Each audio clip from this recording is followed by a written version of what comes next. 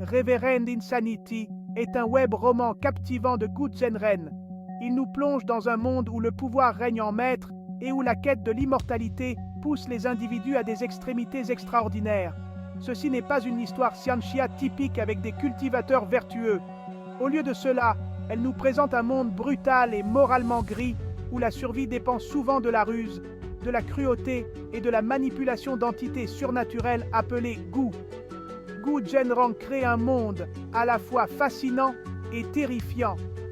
Le monde Gu est un lieu d'émerveillement et d'horreur, où les faibles sont piétinés et où les forts dictent les règles.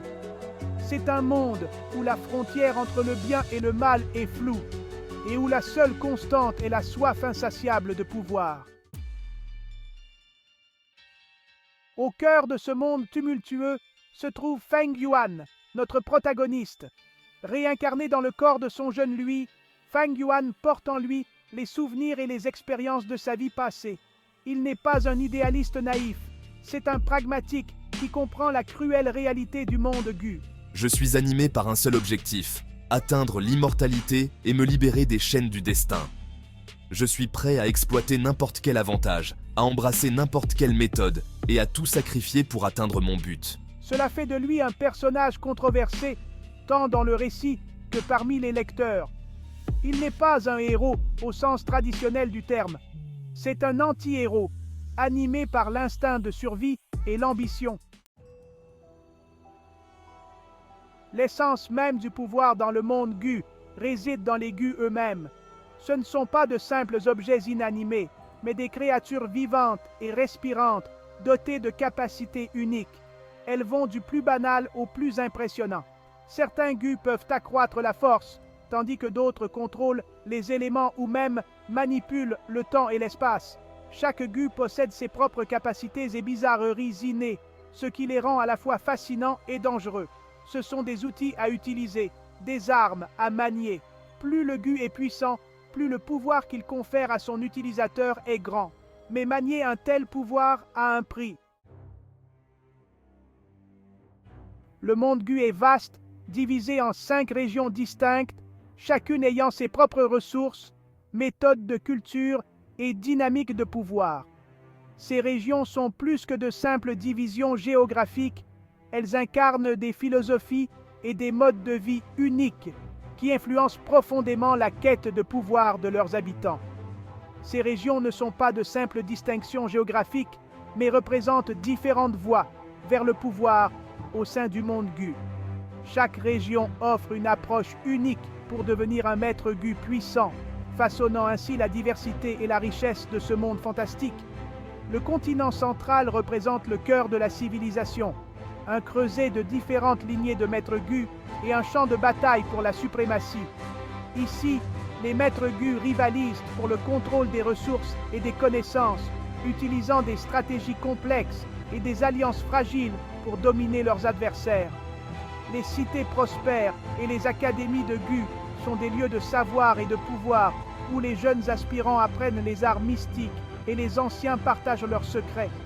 La frontière sud, enveloppée de miasmes et de mystères, abrite des insectes venimeux et une flore toxique, ce qui en fait un terreau fertile pour les Gu aux capacités mortelles. Les maîtres Gu de cette région doivent naviguer dans un environnement hostile, utilisant leur connaissance des poisons et des antidotes pour survivre et prospérer. Les jungles denses cachent des secrets anciens et des créatures redoutables, offrant des défis constants et des opportunités pour ceux qui osent les affronter. La mer orientale, royaume d'eaux illimitées et de bêtes mythiques, offre une voie à ceux qui cherchent à maîtriser les Gu aquatiques et les secrets des profondeurs. Les maîtres Gu de cette région explorent les océans vastes et mystérieux, découvrant des trésors cachés et des créatures marines aux pouvoirs extraordinaires. Les cités sous-marines et les récifs coralliens sont des lieux de grande beauté et de danger où seuls les plus braves peuvent espérer triompher. Les plaines du Nord, terres de vastes prairies et de tribus nomades, favorisent un autre type de maître Gu, celui qui communie avec les Gu bestiaux et exploite leurs forces primitives. Les maîtres Gu de cette région vivent en harmonie avec la nature, utilisant les pouvoirs des créatures sauvages pour protéger leur clan et étendre leur influence. Les vastes étendues herbeuses sont le théâtre de batailles épiques et de rituels anciens, où la force brute et la sagesse ancestrale se rencontrent. Enfin, le désert occidental, un désert désolé de sable brûlant et de ruines antiques, renferme des trésors cachés et des connaissances oubliées pour ceux qui sont assez courageux pour les chercher. Les maîtres gus de cette région doivent braver des conditions extrêmes et des dangers inconnus pour découvrir les secrets enfouis sous les dunes. Les ruines anciennes et les oasis cachées offrent des indices sur les civilisations perdues et les pouvoirs oubliés, attirant les aventuriers et les érudits en quête de gloire et de savoir. Section 5. Le ki du ciel et de la terre, le souffle du monde gu. Dans ce monde, le pouvoir provient du ki du ciel et de la terre. Cette énergie mystique imprègne tout, nourrissant à la fois la vie et les gus.